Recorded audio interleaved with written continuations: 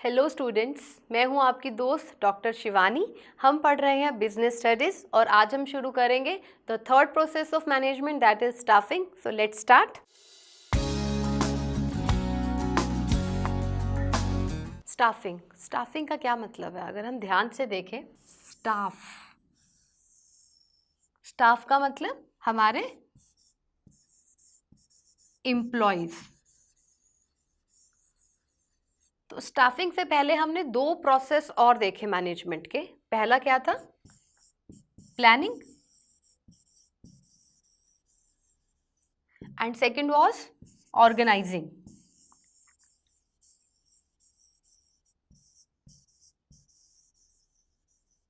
Planning में हम क्या करते हैं? वी ड्राफ्ट ऑब्जेक्टिव्स, मतलब कि what is to be done.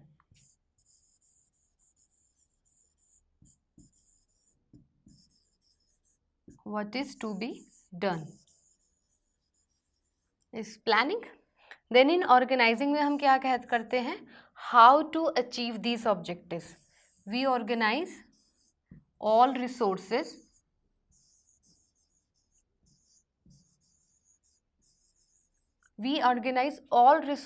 to achieve these objectives, right?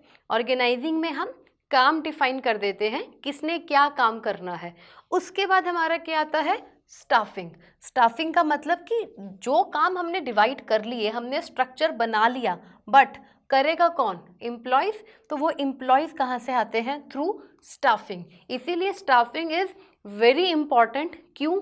क्योंकि कोई भी मशीनरी है, कोई भी मटेरियल है, कोई भी प्रोडक्शन प्रोसेस है, उस पर काम किसने करना है? एम्प्लॉयज ने, राइट? तो अगर जो हमारे एम्प्लॉयज़ हैं वो प्रोडक्टिव नहीं हैं, जो हमारे एम्प्लॉयज़ हैं वो मोटिवेटेड नहीं हैं, दे आर लेस क्वालिफाइड, उनके पास रिक्वायर्ड स्किल्स नहीं हैं, तो हमारे सारे प्लान्स, हमने जो अच्छे से अच्छा प्लान बनाया है वो दैट वुड बी फ्यूटाइल, वो वेस्टफुल हो जाएगा, उसका कोई फ़ायदा नहीं रहेगा। इसीलिए staffing is one of the most important part of any organization. होता क्या है स्टाफिंग? डेफिनेशन की अगर हम बात करते हैं तो staffing is that part of the process of management, that part of management process which is concerned with obtaining, utilizing and maintaining satisfied workforce. सबसे पहले तो ऑब्टेन करना, मतलब कि एम्प्लॉयज को लेकर आना जो हमारी कंपनी में काम कर रहे हैं, इज ऑब्टेनिंग। यूटिलाइजिंग का मतलब क्या है? जिस एम्प्लॉय की जो भी स्किल्स है, जो भी उसकी एक्सपर्टीज़ है, जिस फील्ड में उसका एक्सपीरियंस है, उसको वो काम देना is utilizing the manpower. And then maintaining is very important. Maintaining का मतलब है, ऐसा नहीं होना चाहिए कि एम्प्लॉयज़ आ रहे हैं छोड़कर जा रहे हैं। मीन्स कि जो एट्रीशन रेट है, एट्रीशन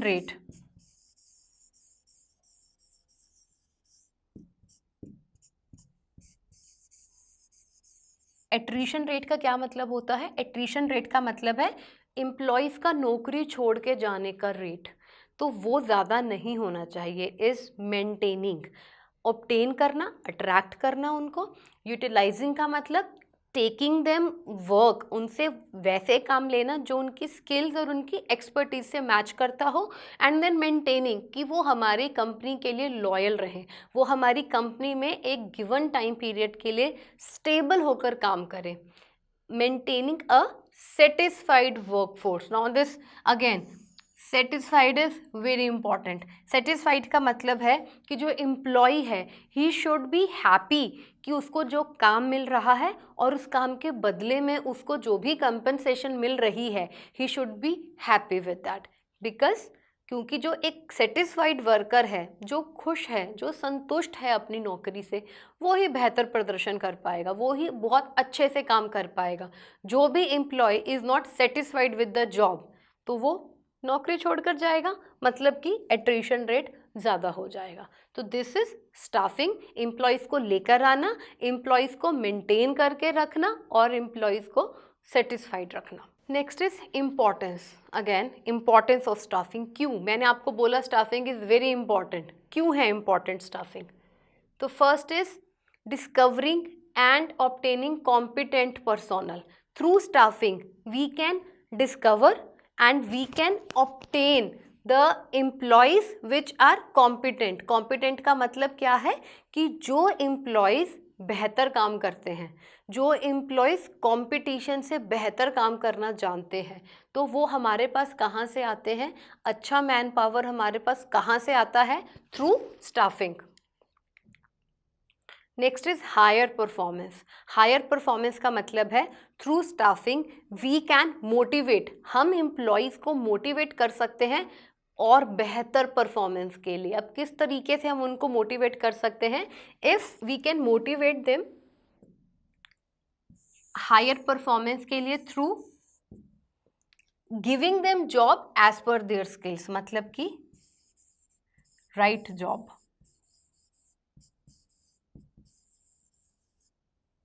तो उससे क्या होता है? हायर परफॉर्मेंस आती है. जब एक एम्प्लॉय एक ही काम को बार बार करता है तो वो उस काम में एक्सपर्ट हो जाता है, राइट? तो repetitive performance, we can motivate the employees या we can get higher performance of the employees through repetitive.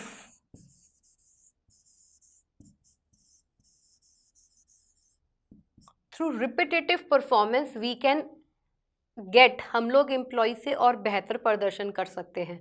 But इसमें एक चीज़ ध्यान देने वाली बात है कि जो रिपीटेटिव परफॉर्मेंस है वो मोनोटनस को भी लीड कर सकता है. मतलब कि एम्प्लॉयज़ बोर हो सकते हैं एक ही जैसा काम करते हुए. तो स्टाफिंग के थ्रू हमें ध्यान रखना चाहिए कि रिपीटेटिव परफॉर्मेंस के थ्रू हम एम्प्लॉय से और बेटर काम तो ले रहे हैं, बट वो पॉइंट नहीं आना चाहिए कि जो एम्प्लॉय है वो मोनोटनस फील करना लगे, वो बोरिंग फील करना पड़े अपनी डे टू डे रूटीन से. Next is continuous growth through succession planning. अब इसका क्या मतलब है? कंटिन्यूस ग्रोथ तो आपको पता है कि जो एम्प्लॉयज़ हैं वो भी कंपनी में किस लिए आते हैं? अपनी ग्रोथ के लिए भी. तो this is the duty of the company कि जो एम्प्लॉयज़ हैं कंपनी के साथ साथ एम्प्लॉयज़ भी ग्रो करें through succession planning. Succession planning का मतलब है उनके फ्यूचर की प्लानिंग, उनके करियर की प्लानिंग. मतलब कि एम्प्लॉयज़ के लिए it should not only be a job but it is a career for them. तो हमने उनकी ओवरऑल ग्रोथ करनी है.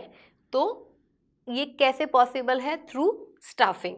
Next is optimum utilization of human resource. जैसे ऑप्टिमम यूटिलाइजेशन का मतलब क्या है कि कम भी ना हो और ज़्यादा भी ना हो. तो ऑप्टिमम यूटिलाइजेशन ऑफ एचआर का क्या मतलब है? सेम, कि जो हमारे एम्प्लॉयज़ हैं, हमारे पास एक्स्ट्रा मैन पावर भी नहीं होना चाहिए कि एम्प्लॉयज़ तो हैं बट हमारे पास कोई काम नहीं है उनसे करवाने के लिए, और शॉर्टेज भी नहीं होना चाहिए.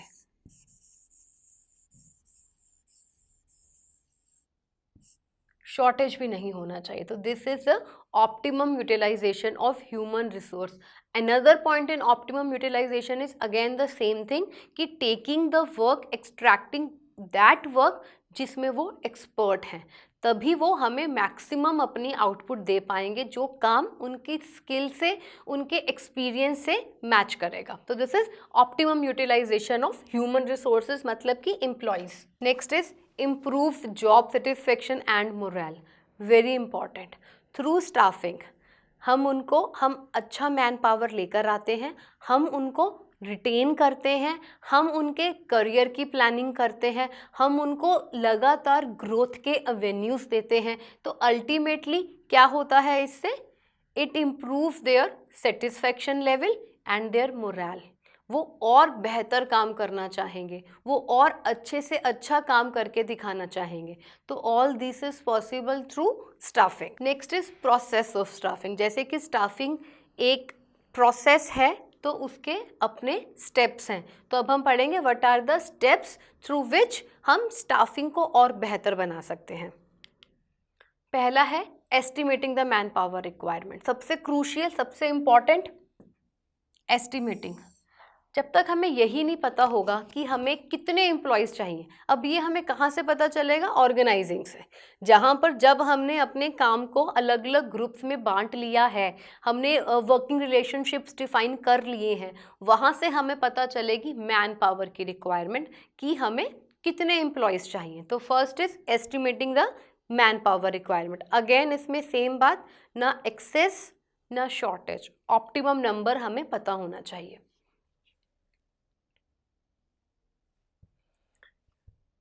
Then next is recruitment. Recruitment का क्या मतलब है? रिक्रूटमेंट का मतलब होता है जब हम जितने भी प्रोस्पेक्टिव, जितने भी पोटेंशियल कैंडिडेट्स हैं जो हमारी जॉब से मैच करते हैं, जो हमारी जॉब की रिक्वायरमेंट से मैच करते हैं, उनको अट्रैक्ट करना इज रिक्रूटमेंट। अब रिक्रूटमेंट के भी दो तरीके होते हैं,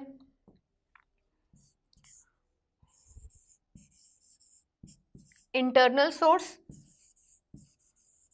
and external source. Internal source का मतलब है कि जो हमारे एम्प्लॉयज़ हैं, हम अपने एम्प्लॉयज़ की रेफरेंस के थ्रू, अपने एम्प्लॉयज़ के थ्रू हम जब किसी को मैन पावर को अट्रैक्ट करते हैं, is internal source of recruitment. And external is suppose हमने न्यूज़पेपर में एडवर्टीजमेंट दिया, हमने सोशल मीडिया पे एडवर्टीजमेंट दिया, हमने किसी रिक्रूटमेंट एजेंसी को हायर करा है जो आगे हमारे लिए रिक्रूटमेंट कर रही है, तो वो एक्सटर्नल सोर्स ऑफ रिक्रूटमेंट है। इंटरनल के क्या फ़ायदे हैं कि हमें एक ऑथेंटिसिटी रहती है, जब कोई रेफरेंस के थ्रू आता है तो एक ऑथेंटिसिटी रहती है कि ये अच्छा काम करेगा। और एक्सटर्नल सोर्स ऑफ रिक्रूटमेंट का क्या फ़ायदा है कि वी कैन हम लोग फ्रेश टैलेंट को अट्रैक्ट कर सकते हैं। तो रिक्रूटमेंट में हम अभी किसी को ले नहीं रहे हैं, हम सिर्फ जो भी कैंडिडेट्स हमारी जॉब से मैच करते हैं उनको हम अट्रैक्ट कर रहे हैं, इज़ रिक्रूटमेंट। हम उन तक पहुंच रहे हैं कि हमारी कंपनी में रिक्वायरमेंट है, हम उनको बता रहे हैं, इज़ रिक्रूटमेंट।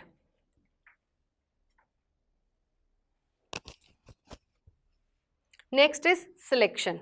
अब रिक्रूटमेंट में सपोज कि हमने यहाँ पर एस्टिमेट किया कि हमें 15 लोग चाहिए। रिक्रूटमेंट में हमारे पास 100 एप्लीकेंट्स आ गए। ये 100 वो हैं जो हमारी जॉब से, स्किल से मैच करते हैं। अब रिक्रूटमेंट पे हमने सबको अट्रैक्ट कर लिया, सबको बता दिया कि हमारी कंपनी में रिक्वायरमेंट है। उसके बाद सिलेक्शन होता है। अब सिलेक्शन में हम उन 15 को सिलेक्ट करेंगे जो सबसे बेहतर है। तो रिक्रूटमेंट और सिलेक्शन में फ़र्क ये है कि रिक्रूटमेंट में जितने भी कैंडिडेट्स सूटेबल हैं वो पहुंचते हैं, बट सिलेक्शन में हम उन 15 लोगों को, या जो भी हमारी रिक्वायरमेंट है, हम उनको लेकर आते हैं कि जो हमारी कंपनी के लिए सबसे बेहतर है। तो सिलेक्शन में क्या हुआ? एक तो right person,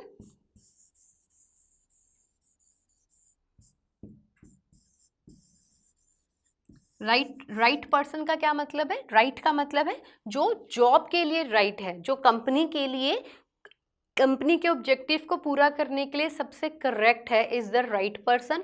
and another important thing that selection क्या करता है, आपके अंदर एक सेल्फ एस्टीम क्रिएट करता है।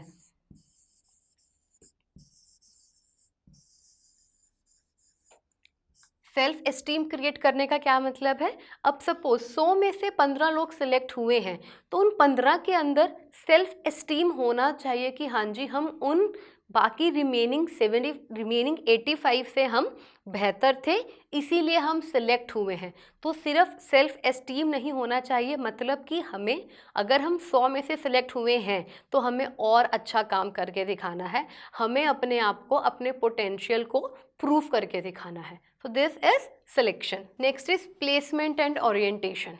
प्लेसमेंट एंड ओरिएंटेशन का मतलब है सिलेक्शन के थ्रू हमारे पास वो 15 नंबर ऑफ एम्प्लॉयज़ आ गए जो हमारे साथ काम करेंगे। तो प्लेसमेंट एंड ओरिएंटेशन में क्या होता है? ओरिएंटेशन का मतलब है induction,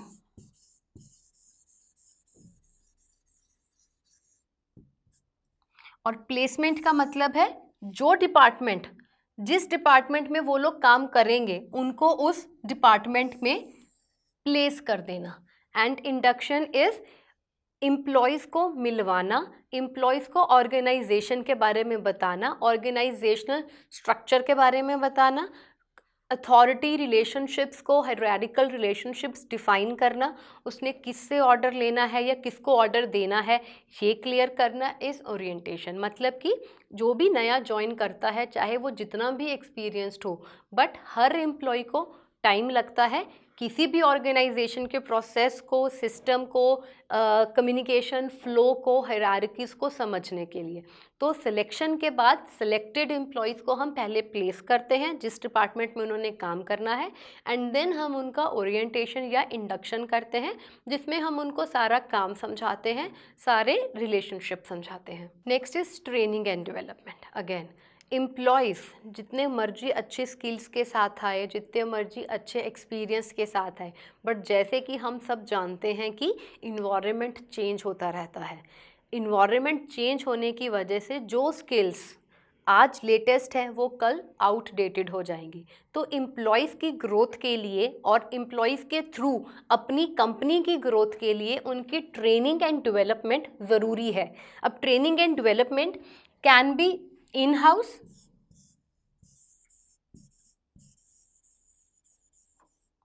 or it can be through external agencies.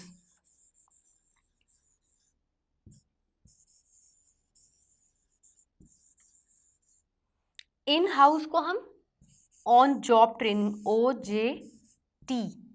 OJT का मतलब ऑन जॉब ट्रेनिंग, मतलब कि जब एम्प्लॉय जॉब भी कर रहा है उसको जब हम जॉब के साथ साथ, काम करने के साथ साथ उसको हम ट्रेनिंग देते रहते हैं या डेवलपमेंट क्लासेस देते रहते हैं, तो वो क्या कहलाता है, इन हाउस या on the job training. And external agencies का मतलब है जब हम अपने एम्प्लॉयज़ को कहीं बाहर लेकर जाते हैं। सपोज़ हम अपने एम्प्लॉयज़ को आउट ऑफ स्टेशन लेकर गए, वहाँ उनके डेवलपमेंट क्लासेस लग रही हैं, या फिर हम अपने एम्प्लॉयज़ को किसी भी अच्छे इंस्टीट्यूट से, यू कैन से IIM से, अगर हम उनको कोई कोर्स करवाते हैं, कोई बिजनेस प्रोग्राम करवाते हैं, तो that is the through external agencies. तो इसका अल्टीमेट एम क्या है कि जो एम्प्लॉयज़ हैं, जो भी लेटेस्ट टेक्निक है, लेटेस्ट टेक्नोलॉजी है, जो भी नई नई स्किल्स आई हैं मार्केट में, हमें अपने एम्प्लॉयज़ को वो सब लर्न करवानी चाहिए, ताकि इसमें फ़ायदा किसका है, कंपनी का, क्योंकि काम तो कंपनी के लिए करेंगे, ताकि वो कंपनीज़ के ऑब्जेक्टिव में और अच्छे से अपना योगदान दे सकें, अपना इनपुट दे सकें। Next is performance appraisal. Performance appraisal का मतलब है एम्प्लॉयज़ की परफॉर्मेंस को चेक करना। जो भी एम्प्लॉय है काम कर रहा है, काम अच्छा भी हो सकता है, काम कभी कभी गलत भी हो सकता है, तो परफॉर्मेंस अप्रेजल के थ्रू हम एम्प्लॉयज़ की ही हेल्प करते हैं कि जो एम्प्लॉय अच्छा काम कर रहा है तो ही वुड बी रिवॉर्डेड, उसको रिवॉर्ड मिलेगा, उसको एप्रिसिएशन मिलेगा, रिकॉग्निशन मिलेगा, मॉनेटरी बेनिफिट मिलेगा। और अगर किसी के काम में कोई लैप्स है, कोई कमी है, वो किसी भी वजह से है, तो वो फीडबैक उसको देना कि आप इस काम को और बेहतर कर सकते हैं। तो थ्रू परफॉर्मेंस अप्रेजल हम एम्प्लॉयज़ की परफॉर्मेंस पे एक चेक रखते हैं और उसको हम स्टैंडर्ड से चेक करते हैं। इसमें 3 चीज़ें होती हैं इन परफॉर्मेंस अप्रेजल। One is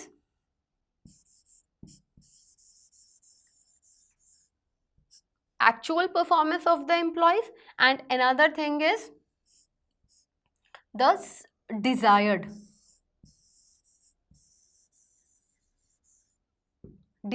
मतलब कि कंपनी एम्प्लॉय से क्या डिज़ायर करती है और एम्प्लॉय एक्चुअली में कैसे परफॉर्म कर रहा है। अगर इसमें गैप है तो थ्रू स्टाफिंग हम उनकी ट्रेनिंग और डेवलपमेंट कर सकते हैं ताकि वो भी बेहतर काम करें। Next is promotion and career planning. Now again promotion and career planning, जैसा हमने पहले बात करी, एम्प्लॉय के लिए it is not only a job, ये उसका करियर होता है। तो हमें एम्प्लॉय को ग्रोथ के, एम्प्लॉय को तरक्की करने के रास्ते प्रोवाइड करने पड़ते हैं। ये सब कैसे होगा, through training and development. Through training and development ही हम उनको और अच्छे करियर बनाने के एवेन्यूज़ दे सकते हैं। प्रमोशन का मतलब है जैसे जब परफॉर्मेंस अप्रेजल किया हमने, तो जिन्होंने अच्छा काम किया है उनको हमें प्रमोट करना चाहिए, उनको हमें हायरार्की में, लैडर में ऊपर चढ़ाना चाहिए और उनको करियर को प्लान करना चाहिए। इसके लिए बहुत सी कंपनीज क्या करती हैं, नाउ-अ-डेज क्या ट्रेंड है, बिग आईटी कंपनीज में there is a concept of career coaches.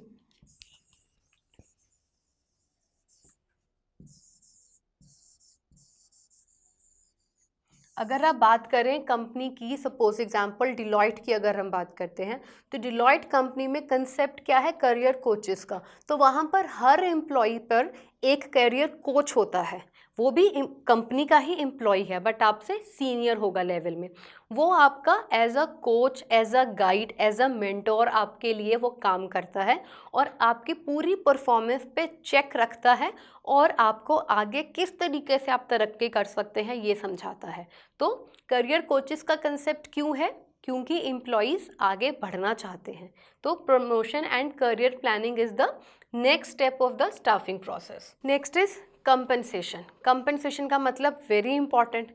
अब एम्प्लॉय अपनी तरफ से 100% काम कर रहा है, सुबह से लेकर दोपहर तक काम कर रहा है, किसके लिए, मॉनेटरी बेनिफिट के लिए। The next step in staffing is compensation, very important term. Compensation का मतलब क्या है, अब जो भी एम्प्लॉय काम कर रहा है किसी कंपनी में, वो तरक्की भी चाहता है, वो ग्रोथ भी चाहता है, वो खुद को डेवलप भी करना चाहता है, बट अल्टीमेट एम क्या रहता है, compensation. Now compensation can be of two types, it can be monetary and it can be non-monetary.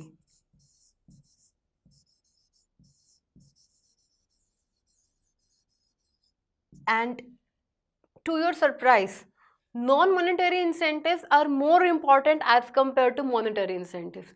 Monetary incentive का मतलब है जो भी उसको सैलरी मिलती है, जो भी उसको बेनिफिट मिलते हैं in terms of money, bonus मिलता है अगर, तो वो आपका मॉनेटरी कंपनसेशन हो गया।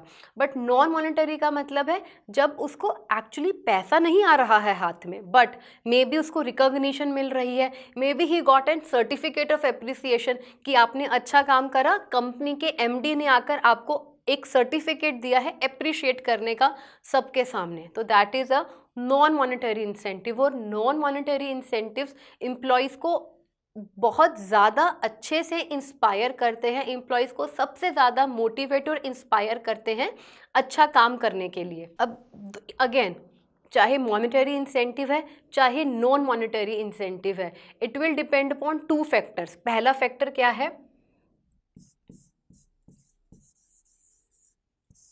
Time, and second factor is performance.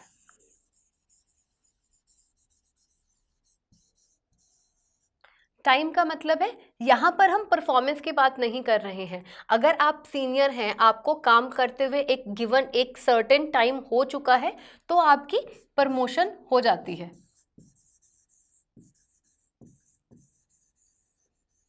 और जो भी आपका कंपनसेशन प्लान है वो बढ़ जाता है। बट सेकंड है परफॉर्मेंस, तो परफॉर्मेंस इज रिलेटिव।